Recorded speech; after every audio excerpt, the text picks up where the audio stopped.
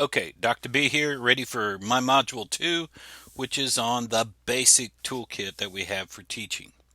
And so, I start by saying this.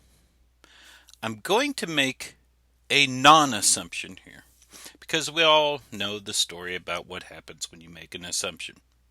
Typically, I would assume good teachers such as yourselves, and let's face it, you're the good teachers, you're the ones that probably don't need every part of this class, but alas, we're going to give it to you anyway. I would assume most of you do know about Bob Marzano and his 9 strategies. So if you're not interested in that, that's fine. You can go on ahead and just kind of play this in the background while you're doing something else. But if this is something new to you, then I want you to really pay attention, because these 9 strategies, if we start applying them to our basic framework here of what is good for virtual online teaching, we're going to have success. And again, we're going back down to the essentials of the curriculum. So if we tie the essentials of the curriculum with good basic fundamental strategies, we're going to have success. And I've got to tell you that these 9 strategies, as I continue to talk to you with my back turned, and I apologize for that, they are huge in what goes on in the world of teaching. I mean, when I got this book, Classroom Instruction That Works, and this is a first edition, I got this clear back around, well, let's just look at what the copyright is of it. This is copyright 2001. This was a previous or a reprint of it. Uh, it totally changed my teaching. I started using basic strategies here that worked. Now, how good did it catch on fire? Well, he also produced What Works in Schools, and then he authorized Classroom Instruction That Works with English Language Learners, and a handbook for classroom instruction that works, and a second edition came out. You'll notice Bob's name isn't on this second edition. And then even using technology with classroom instruction that works. And I'm just going to tell you right now, save your money, take this class instead, because this was produced, oh my goodness. Well, let's just take a look and see again the copyright date on this. 2007. Yeah, most of the technology on this is outdated already, but that's all right. So what we got here are 9 research-based strategies. And if you look at the PowerPoint as you follow along, you see the first slide there. It says an homage to Bob Marzano, the author of Classroom Instruction That Works, research-based strategies for increasing student achievement. So, and this is the story Bob tells, or that he told at the conference I went to. He had a vision. He wanted to find out what works in the classroom. What are the essential strategies? He did what any good college professor does, get his grad students to research it. And they went through tons of studies trying to find out. Now, you can't just take all these studies and throw them in apples and oranges and try and compare them, except you can with a statistical analysis device called meta-analysis. He use that, creates a effect size. I'm going through this way too fast. If you really want to know about how this works, let me know. We can have a conversation about it some other time with lots of coffee. Essentially, what happened was he comes up with 9 strategies that are the key to classroom instruction, that are proven effective and that are useful. Now, I gotta say at the same time, I'm a little irked at Bob, and you'll find out as we go through this what happens there. Okay? Nothing personal, just a philosophical change. So let's start going through the 9 strategies here. The second slide of the PowerPoint has the 9 strategies. There's also a YouTube video if you want to watch that. That's fine. We go to idea number 1. And I always throw in the social studies in identifying similarities and differences because it works with anything. And that's just my little reminder. Hey, it works in social studies. It works in everything else as well. Make sure you pay attention to that, all right? So, the theory is constructing knowledge. We take what the kids know, we add new schema to this, and it winds up producing new knowledge. We can use this for concepts, vocab, people, events, structures that we can use, comparison, classification, analogy, metaphor. Something as simple as a Venn diagram, something as simple as a T-chart. There's ways we can do this. And think about this. Again, in my field of social studies, if you're going to talk comparative government, the first thing you do is teach kids about republic and representative democracy. That way they have something to compare it to. I'm not going to jump in right away and say, hey, this is Sweden socialism, because they won't have a reference point for it. So hopefully they have an idea of what it's like to live in the United States as from a government point of view, and then we can jump in and compare that to other systems. That's how we get the new schema.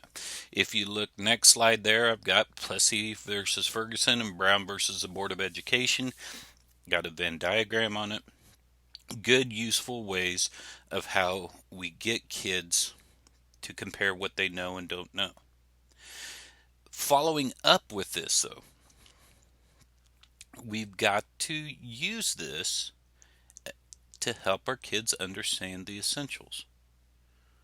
Okay? And that's why I'm so big on these 9 strategies, is that they form the backbone of what we want our kids to know and how they're going to know that. Okay?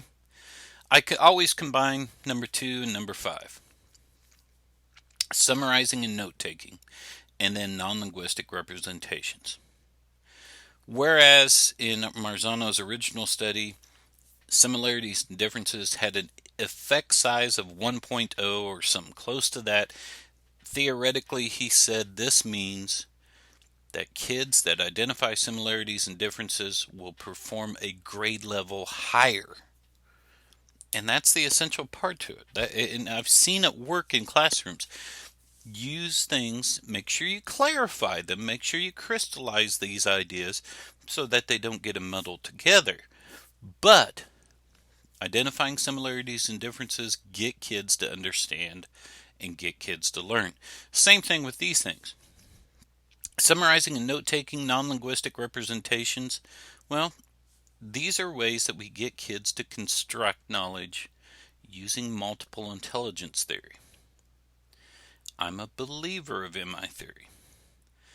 It also allows kids to personalize knowledge. Here comes the kicker to this, though. Quite often, our kids don't know how to take notes. And some of you folks that work with younger kids are going, really? You want my kindergartner to take notes? Well, I'm going to encourage you to do this in a different way. Now, there's note-taking systems out there. And one of the best things that we can do, whether it be small group, whether it be whole class discussion, whether it be in our virtual Zoom meetings, is to have people summarize what else is said. And then perhaps instead of taking notes on it, we have kids draw notes. Or we could even use things like Kidspiration, a nice graphic organizer that allows kids to put elements in a visual format. You'll notice on my slide there that I always have an asterisk by teacher guided notes. I got to share this one story with you. Please bear with me, but it's a great story.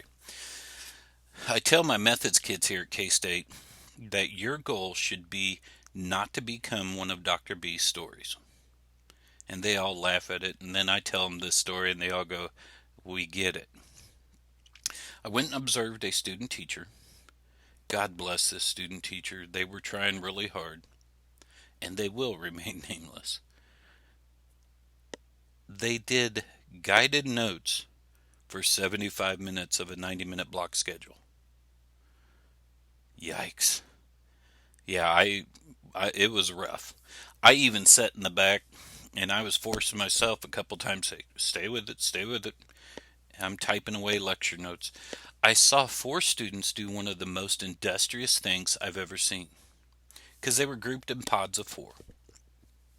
One of the kids wound up saying, it's your turn, so he took guided notes. This kid over here did his math homework. This kid over here texted the entire class period, and this kid over here caught up on some much needed sleep, evidently. When the kid that was his turn, got done taking all the notes, he set it in the middle of the table, tapped the table twice, and the kids proceeded to leave their activities, get caught up on the guided notes, return the notes back to the other guy who was taking some side notes to keep up with it, and then they went back to their activities. If you're going to use teacher guided notes, make sure you hold kids accountable for it in an engaging and interesting way. Okay? With non-linguistic representations, we've got to have kids find ways besides the written word of representing things. Maybe this is verbal. Like some of you shared podcasts with me for the Module 1 assignment. That's cool. Maybe it can be a visual thing where kids draw digitally. The reason why non-linguistic representations work so well is because it activates a different part of the cortex, and it provides the opportunity to mesh information together in a different manner. And that's where it becomes key. And if you see on the next slide the Marzano vocab system, also good for concept notes, here's a great way we can get kids to experience things in different ways in a summarizing manner. Let's say you had an online discussion. You share these things back and forth. Kids are summarizing back and forth. Jenny, what did Tommy say about this? Jenny says that. Is there anything you'd like to add? Perfect. Susie, can you summarize what Jenny said about Tommy's comment? Excellent. Right there's 3 times that we're trying to convert this to long-term memory. We give them an assignment like this. Maybe it's a infographic template. Maybe it's a Word document. Maybe there's just different things that we can have kids do. Heck, I've even had kids make this template on an index card. Concept, written version of the notes, non-linguistic representation of it, and a 1-sentence summary. Now, I'm about running out of time for this video, so what I'm going to do is pause, upload this video, we'll go to part 2, and then we'll start off by saying, why am I so mad at Bob Marzano for all this? Okay, catch you back in a second.